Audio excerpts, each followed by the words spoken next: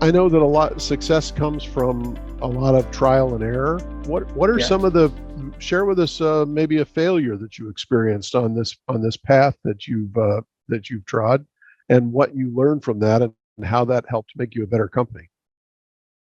Yeah. So I think a few years back, we were working with few companies who were into online training. Online training, okay, yeah, Yeah. online learning environment seems to be more and more of that coming up, right? Yeah. So it's coming up now, but we were working long back, maybe around 8, 9 years back. We were helping few online training companies, uh, and they needed help to sell their courses. So we used Mm-hmm. to, and since they were all online training companies, digital marketing was a natural fit for them to sell their courses. So there was one company in which we had a lot of business, and they were into occupational and workplace training. So there is an institution in US government called OSHA, Mm. and so all the workers who are working in an hazardous environment, right?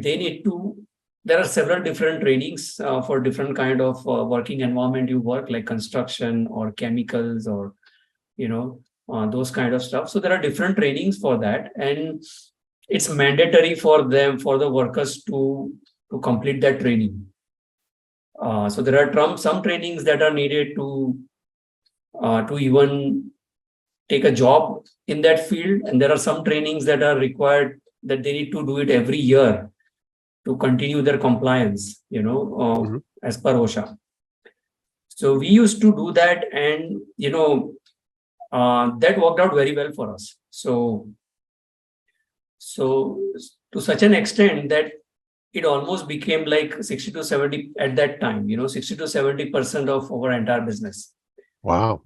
And since we were getting so successful, and then we had set up our own network to to grow the sales for that company, we really started thinking that, okay, this is something we should be focusing on, because we have got good knack about it. We have understood what is to be done. We are growing pretty fast, and it was a good business for us.